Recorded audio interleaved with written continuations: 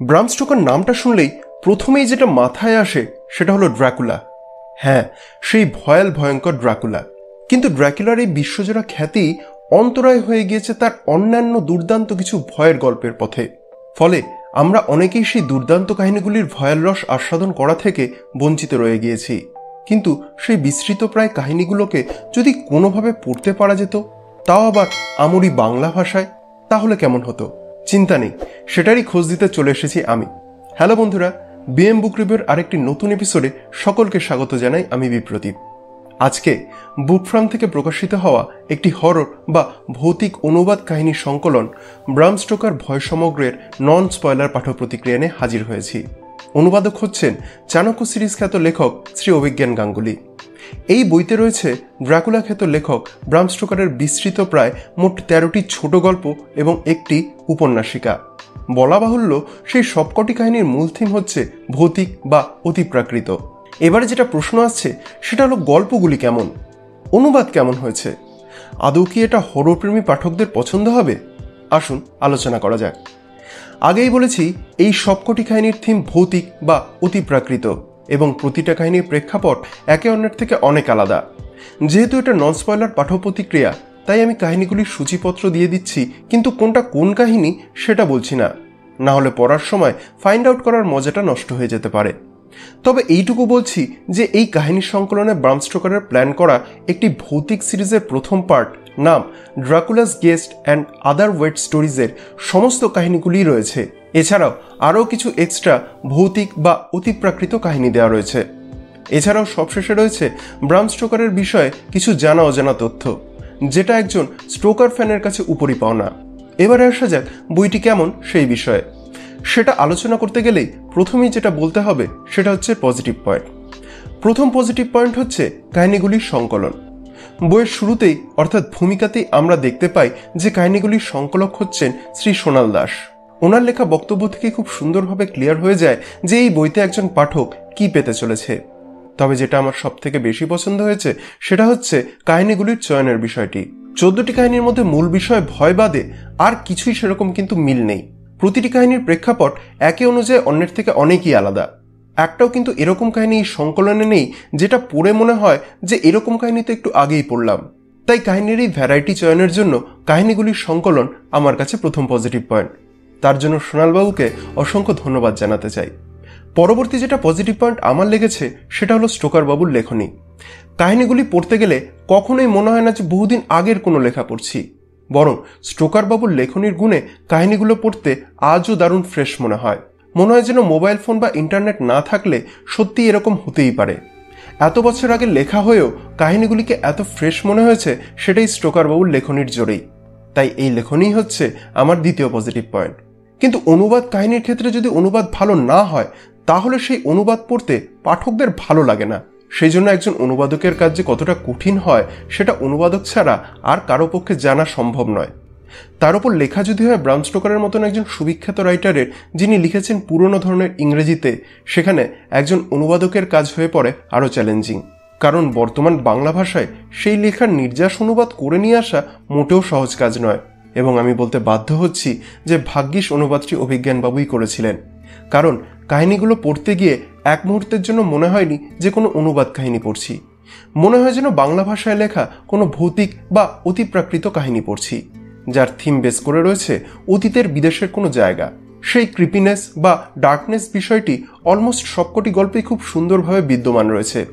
তাই কাহিনীগুলির অনুবাদও আমার কাছে একটি পজিটিভ পয়েন্ট। নেক্সট যেটা পজিটিভ পয়েন্ট সেটা হলো কাহিনীগুলিতে ব্যবহৃত টিকা। প্রতিটি কাহিনীর নামের বঙ্গীকরণ বা বঙ্গানুবাদ করা হলেও শুরুতেই তার নিচে কাহিনীটির আসল নাম কি সেটা লিখে দেওয়া হয়েছে। তারপর প্রতিটা কাহিনীর একদম শেষে সেই কাহিনী রিলেটেড বেশ কিছু তথ্য তুলে দেওয়া হয়েছে। হতে পারে সেটা কোনো হার্ডকোর তথ্য, আবার হতে পারে সেটা বঙ্গানুবাদ করার সময় বা পড়ার সময় অনুবাদক বা পাঠকের মনে আসা কোনো ভাবনা।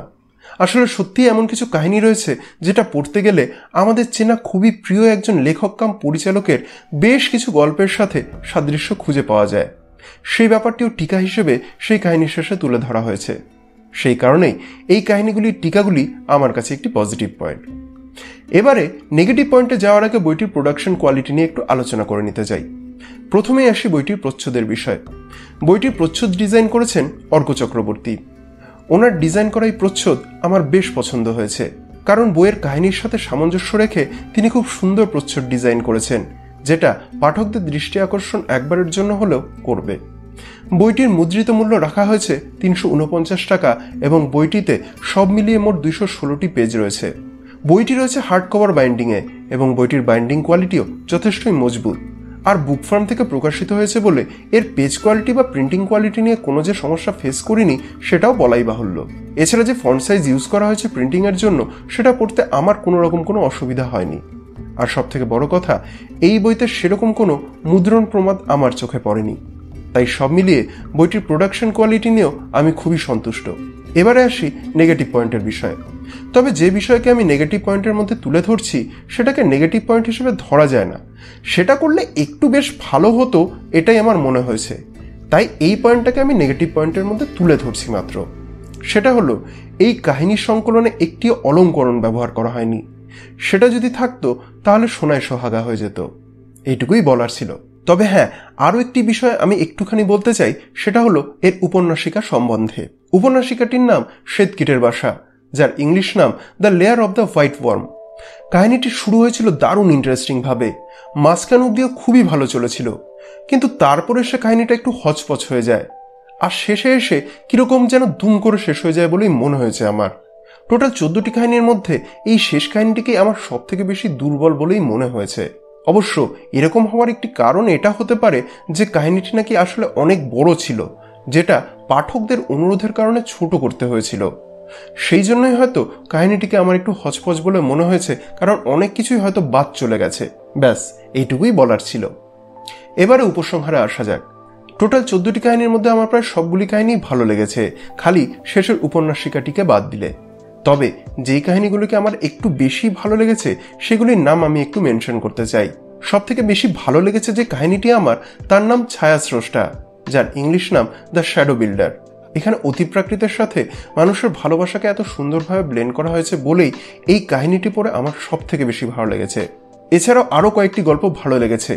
সেগুলি হলো ড্রাকুলার অতিথি, যার নাম ড্রাকুলাস গেস্ট; অ্যাবেল বেহেন্না ফিরে এসেছিল, যার ইংলিশ নাম দ্য কামিং অফ অ্যাবেল বেহেন্না; স্ফটিকের পেয়ালা, যার ইংলিশ নাম দ্য ক্রিস্টাল কাপ; ইঁদুররা যেভাবে সমাধিস্থ করে, যার ইংলিশ নাম দ্য বিউরিয়াল অফ র্যাটস, ইত্যাদি।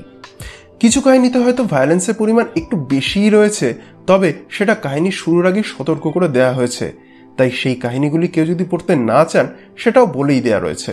পরিশেষে এটাই বলার যে যারা হরর কাহিনী পড়তে পছন্দ করেন তাদের জন্য এই কাহিনী সংকলনটি আমার সংগ্রহযোগ্য বলেই মনে হয়েছে, কারণ প্রতিটা কাহিনী আমার খুবই ফ্রেশ লেগেছে এবং অভিজ্ঞানবাবুর অনুবাদ খুবই সচ্ছল বলেই আমার মনে হয়েছে। তাই ভৌতিক সাহিত্য প্রেমীদের আমি এই বইটি অবশ্যই রেকমেন্ড করছি। আর যারা অনুবাদ সাহিত্য পড়তে ভালোবাসেন তাদেরকেও এই বইটি পড়ার জন্য আমি রেকমেন্ড করছি। তো বন্ধুরা, এই ছিল আজকের পাঠক প্রতিক্রিয়া। যে সমস্ত বন্ধুরা এই বইটি অলরেডি পড়ে ফেলেছেন তাদের কেমন লেগেছে কাইন্ডলি কমেন্ট করে জানাবেন। এছাড়া আমার কাজ যদি ভালো লেগে থাকে তাহলে এই ভিডিওটি লাইক এবং কমেন্ট করার জন্য অনুরোধ রইল, আর নিজের সাহিত্যপ্রেমী বন্ধু বা আত্মীয়ের সাথে শেয়ার করার অনুরোধ রইল। আর হ্যাঁ, আমার কাজ যদি যোগ্য বলে মনে হয় তাহলে আমার চ্যানেলটি সাবস্ক্রাইব করে আমায় সাহায্য করারও অনুরোধ রইল। দেখা হবে পরবর্তী ভিডিওতে। সকলে ভালো থাকবেন, সুস্থ থাকবেন।